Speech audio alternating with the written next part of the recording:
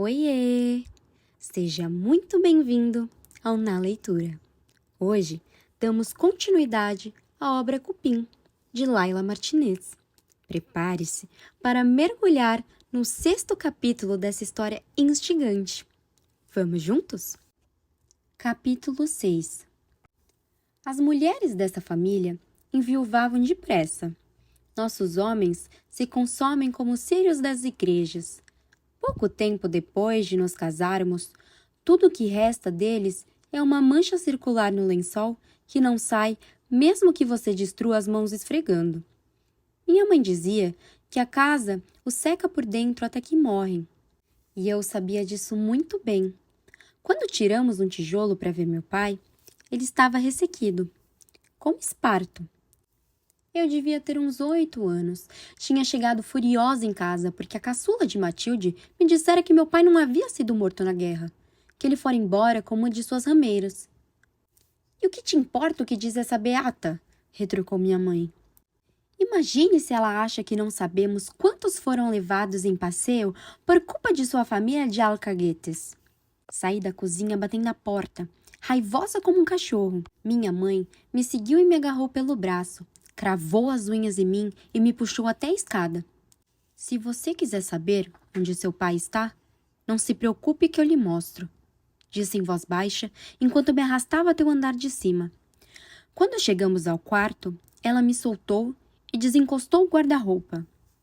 Recolheu a saia, ajoelhou-se junto à parede e removeu um tijolo solto na 4ª fileira, contando a partir do piso.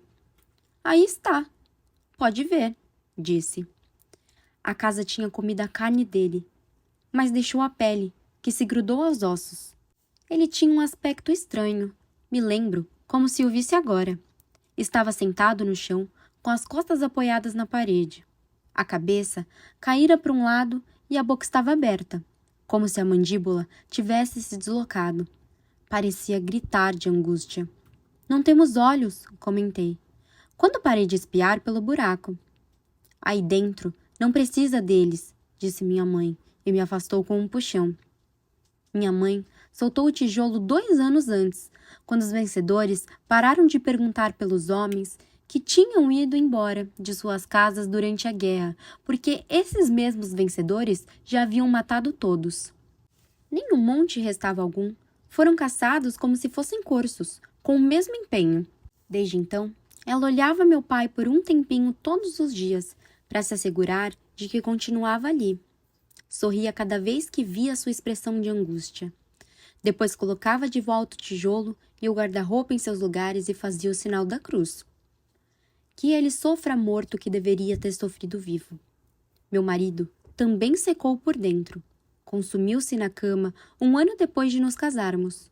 Começou a se apagar e em pouco tempo já não conseguia se mover.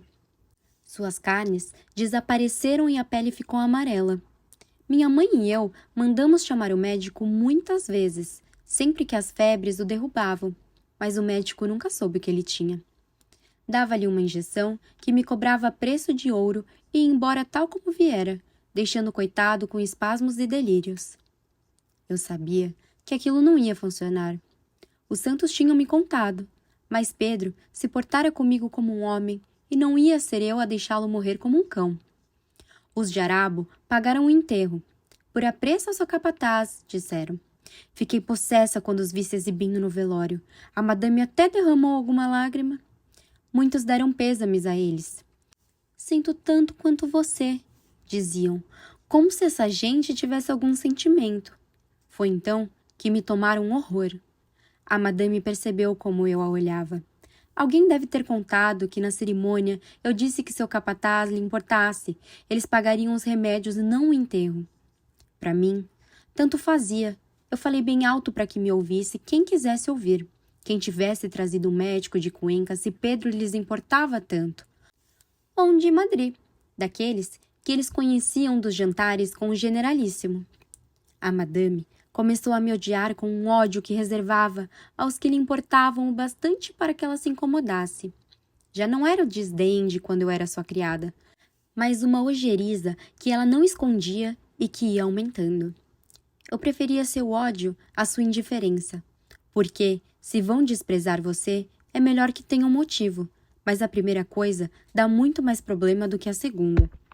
Ela começou a inventar histórias, a insinuar que havíamos feito algo a Pedro, a dizer que ele era um rapaz saudável até chegar na nossa casa. Indispunha-nos com qualquer um que quisesse escutá-la. Dizia que, sem dúvida, havíamos posto algo na comida dele. Dava a entender que ele não era o pai da minha filha. Me acusava de tê-lo enganado com a gravidez para que não se casasse com a noiva. Não tinha muito por onde nos pegar agora que não trabalhávamos para eles. Mas com aquela sua boca envenenou tudo o que conseguiu. Muitos deixaram de falar com a gente nesse povoado de bajuladores. Como se por ser o cão que mais palmadinhas recebe do dono, alguém deixasse de ser cão. Claro que não fiquei quieta. Se achavam que eu era capaz de ter matado meu marido, eu ia dar motivo para pensarem nisso. A primeira coisa que fiz foi me ocupar dela. Pedi a Carmen que me trouxesse um punhadinho de cabelos da patroa, daqueles que ficam no pente. Carmen os guardou no avental quando limpava a penteadeira e veio com eles no dia seguinte. Tomara que você a faça morder aquela língua de víbora que ela tem e se envenenar, disse. Minha mãe e eu pusemos o fio de cabelo dentro de um lenço e atamos tudo com um nó bem apertado. Dedicávamos cada nó a um santo. A Santa Doroteia, que voltou depois de morta com uma cesta de flores e frutas. A São Dionísio, que leva a cabeça entre as mãos. A Judas Iscariotes, que se enforcou numa fogueira. A Santa Gemita, que, como nós, via anjos e defuntos. Depois cavamos um buraco na terra do pátio e enterramos a trouxinha ali para ninguém poder encontrá-la e desfazê-la. Minha mãe nunca tinha feito um amarrado, mas viu a dela fazendo. Numa vez que recebeu um tapão do patrão por derramar um copo quando servia o jantar. No dia seguinte, o cavalo que o patrão montava lhe deu um coice que quase o matou. O animal nunca dera problema, mas naquela manhã teve um mau pensamento. Precisaram costurar o homem por dentro do rasgão que o cavalo lhe fez, e nunca mais ele pôde comer outra coisa que não fossem sopas, e mesmo assim se retorcia de dores à noite. Fizemos o amarrado do jeito como minha mãe se lembrava, com suas rezas e seus nós bem fortes para que se não desmanchasse. No dia seguinte, não aconteceu nada, tampouco no outro. Como é que vão encontrá-lo ali enterrado? Perguntei à minha mãe. Saí para o pátio, tirei-o da terra e o deixei dentro do guarda-roupa. 2 dias depois, a madame caiu da escada abaixo em sua casa e quebrou um tornozelo. Carmen não se aguentava de rir ao me contar o quanto a patroa havia gritado. Mas as sombras ainda acharam pouco. Na semana seguinte, foi o filho que despencou durante uma caçada e quebrou 2 pulsos. Os companheiros disseram no bar que ele começara a perseguir pelo meio do mato um ruído de animal grande, um grunhido, como o de javali, que todos escutaram, mas ninguém viu, e acabou caindo entre umas rochas sem encontrar rastro do bicho, nem sinal de que ele estivesse passando por ali. Dias depois, o escritório do patrão pegou fogo enquanto ele estava fora. Destruiu os papéis que ele guardava numa gaveta trancada à chave. Se a patroa não sentisse o cheiro de queimado, a casa inteira teria ardido, disse Carmen. No povoado, começaram a comentar por que um acidente é uma casualidade, mas não 2 e muito menos 3. 3 acidentes em poucos dias é coisa de mal olhado, por mais que a madame os minimizasse e dissesse que havia sido pouca coisa. Pois não parecia quando a ouvimos gritar com uma bacorinha, dizia Carmen na fila do pão. E todas as mulheres riam disfarçadamente. Alguns começaram a vir aqui em casa quando anoitecia para ver se eles também podiam usar um pouco desse mal-olhado para aquilo que tinham pendente, que sempre foi muito, porém mais ainda desde a guerra. Vinham de noite, saíam do povoado atravessando os palheiros e chegavam aqui pelo monte para que ninguém os visse. Alguns queriam cobrar uma bofetada ou uma surra que traziam guardada dentro desde que a guerra abrira caminho para a barbárie. Outros, a delação de um vizinho ou a fuga de um parente que havia acabado em perseguição e a perseguição em matança. Eu amaldiçoava os parentes, os policiais, os padres quem quer que fosse, com todo o ódio que havia em minhas entranhas, e nas da casa, porque sabia que no dia em que os pobres começassem a cobrar dívidas, muitos não iriam ter chiqueiro onde se esconder. Depois, começaram a vir também para pedir remédios, e eu lhes dava as 2 ou 3 ervas que conhecia e lhes dizia uma verdade e uma mentira para aliviá-los. A verdade era onde estava o pai, o marido, a filha ou a irmã deles que havia desaparecido. O muro do cemitério, o caminho que leva a Vila Alba, o barranco da fonte, a colina da ermida, todo o povoado repleto de corpos. A mentira era que esse pai, esse marido, esse filho ou esse irmão estava no céu, que os santos me contavam que o que viam e que ele lhe mandavam lembranças. Depois, os deixavam se sentarem para rezar ali com a santa e acender uma vela para os familiares, porque não podiam recolher os corpos para enterrá-los, nem pedir uma missa ao vigário. De modo que se sentavam na cozinha e eu acendia o lume para não terem frio, e eles se sentiam um tantinho melhor com a mentira, embora a sombra, que carregavam nas costas, ficasse desde então na casa com a boca cheia de terra, a cabeça esburacada e os dentes arrancados a coronhadas. Algumas desapareciam depois de um tempo, e talvez fosse verdade que os anjos vinham levá-las para o céu, porque os rapazes que morrem nos barrancos, com as entranhas estralhaçadas, não podem ir para o inferno. Mas outras se escondiam nas panelas e embaixo das camas, sei lá se por medo ou por rancor, e não iam mais embora. Pelos desaparecidos, eu não cobrava. Pelas maldições, sim. Quando eram de pouca monta, eu dava aos que me procuravam um punhado de sal para cuspirem e jogarem à porta de quem interessasse. Quando eram importantes, fazia um amarrado e metia no guarda-roupa. A casa gostava daquilo. Quanto mais raiva sentissem da pessoa que iam amaldiçoar, melhor funcionava o amarrado. Eu cobrava caro para que não fizessem aquilo por qualquer bobagem, mas de todo modo, metade não tinha como pagar. Então vinham com os lençóis dos enxovais, as alianças de casamento, as panelas da casa, o que fosse. Dessas coisas eu não ficava com nenhuma, porque me dava aflição dormir em lençóis com as iniciais de outros, ou usar uma aliança de casamento de outros, e porque de todo modo vivíamos com o que íamos conseguindo. Meu marido não me deixou nenhum dinheiro, porque para isso ele não servia. Se eu tivesse sido capataz, saberia o que fazer para ir tirando algo dos diabo quando não se dessem conta. Não teria partido o espinhaço carregando seus vinhos em troca da miséria que eles quisessem me pagar, enquanto se empanturravam de filés e bolos. Mas meu marido era medroso demais, ou honrado demais, as 2 piores coisas que um pobre pode ser. Do casamento, me restara apenas uma criatura que chorava muito e adoecia mais ainda. A cada momento, lhe vinham febres que não havia jeito de baixar, e acessos de tosse que faziam-se sacudir no berço. Minha mãe tinha certeza de que a criatura ia morrer. Na época, morriam muitos bebês. Era preciso batizá-los cedo, porque de uma hora para outra tinham um ataque, e na manhã seguinte apareciam no berço frios como pedras de gelo. Mas minha filha não morreu. Aguentou cada febre e cada espasmo como um empenho que seu pai não tivera. Esta menina tem vontade de viver, dizia a Carme quando vinha nos ver. Eu não falava nada, mas não era isso. É que nessa casa, os mortos vivem tempo demais e os vivos poucos demais. Aquelas que estão no meio, como nós, não fazem nenhuma coisa nem outra. A casa não nos deixa morrer, mas tampouco viver fora dela. Para mim foi doloroso que Pedro morresse, porque ele não agiu mal comigo. Trabalhava o que devia trabalhar, mas não levantava a voz nem a mão, e nunca me envergonhou andando por aí com outras mulheres. Pouco mais do que isso se pode pedir a um homem. No máximo, que não atrapalhe, e isso ele também não fazia. Comia o que lhe botava no prato, e calava mais do que falava. Amar não me amava, e eu tampouco a ele, mas algum carinho pelo outro nós tínhamos sim. E à noite, ele continuava gostando da minha ânsia ao lhe tirar a roupa.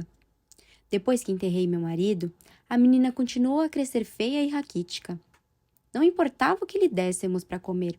Parecia que a tínhamos tirado de um orfanato de tão magra que era. amarela como cera e murcha como os filhotes de camundongo, que nascem enrugados e pelados. Você vai ver que crianças que nascem feias são mais bonitas depois, dizia Carmen. Eu não sabia se acreditava. Temia que a casa tivesse feito isso, a menina, que ela tivesse saído assim por culpa das sombras. Já contei a vocês que vigiei sem descanso enquanto crescia. Observava todos os seus movimentos. Não a deixava sozinha nem por um momento. Passava as noites em vigília ao lado da cama que havíamos instalado para ela junto da minha.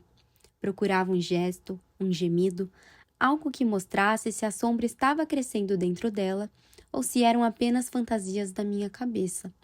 Minha mãe, ao contrário, mal se aproximava. Tinha adquirido por ela a mesma aversão que sentia por mim. O mesmo rancor que trazia cravado nas tripas havia anos. Tinha medo que os santos também viessem à menina, de que minha filha estivesse atada às sombras como ela estava. Com o tempo, vi que Carmen tinha razão. A menina deixou de ser tão raquítica e troncha quando cresceu. Desapareceram o inchaço das pálpebras e as bolsas embaixo dos olhos. A pele perdeu a cor amarela e o cabelo começou a crescer forte e escuro. Aos 6 anos, se transformara numa criança linda. Eu lhe disse. Me recordou Carmen numa tarde em que veio nos ver. Suas tardes livres eram bem mais frequentes desde que a patroa dera ouvidos à fofoca de que ela ia à minha casa muitas das vezes em que não estava no trabalho. Mas não se atreveu a demiti-la. Por mais descarada que Carmen se tornasse e por mais que soltasse a língua à medida que ia envelhecendo, a madame não esquecera aquele mal-olhado. E a fama de rogadoras de praga que tínhamos criado à base de amarrados se encarregava de lhe relembrar isso diariamente. Uma vez, viu Carmen limpando a penteadeira e correu para pegar o pente com a expressão apavorada. Deviam ter-lhe dito que fazíamos os amarrados com o cabelo, e ela de certo imaginar o resto. Agora, só permitia que seu quarto fosse arrumado por Margarita, uma moça estúpida que entrara para o serviço quando eu saí, e falava na fila da mercearia sobre o bom gosto da madame e de como eram elegantes os tecidos que traziam de Paris e finos os bordados e as rendas que ela mandava fazer. Vejamos se você acha que, vestida como nós, sua patroa ia parecer fina e não a mula velha que é, retruquei para ela na fila. E algumas das mulheres começaram a rir, e outras viraram a cara para que não informassem seus nomes quando fossem mexericar com a madame. Sem dúvida alguma, dessas calhordas estavam pensando em transmitir pessoalmente a fofoca, em encontrar a madame na saída da missa, como que por acaso, como se não tivessem ficado semana inteira planejando ser a tal ponto miseráveis e mesquinhas. A menina crescia cada vez mais bonita, e minha mãe ia encolhendo. Apareceu-lhe nos quadris um volume que a obrigava a caminhar dobrada, a subir a escada agarrada duplamente ao corrimão e quase se arrastando pelos degraus. As carnes que restavam desapareceram e seus dentes caíram em menos de 2 meses. A pele se enrugou de um dia para o outro. Ela parecia muito mais velha do que na verdade era. Não sei se o rancor estava acabando com ela ou se a casa se cansara da minha filha, e agora estava se entretendo com a minha mãe. Fosse como fosse, não tive pena de vê-la sofrer. Não lembrava de ter sentido outra coisa por ela, exceto ressentimento.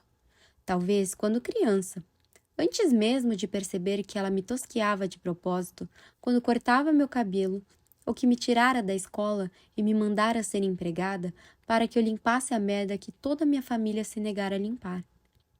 Cada chaga que saía dela e cada dente que perdia me parecia uma recompensa pelo que havia feito comigo. Um presente mandado pela santinha ou pelo demônio. Dava no mesmo. Quando ela morreu, eu dei ao coveiro uma gorjeta para ele deixar o caixão ao contrário, com os pés virados para a cabeceira da lápide. Queria que ela soubesse o que ia acontecer se tentasse voltar a casa. Só estávamos presentes Carmen, minha filha, e eu no enterro. A minha mãe não restava outra família, e mais ninguém do povoado quis vir. O homem fez sinal da cruz, mas guardou o dinheiro e fez o que eu disse. Não sei se foi por isso, mas minha mãe nunca voltou dali. final do capítulo 6. Se inscreva no canal e ative as notificações para não perder os próximos capítulos da obra. Beijos!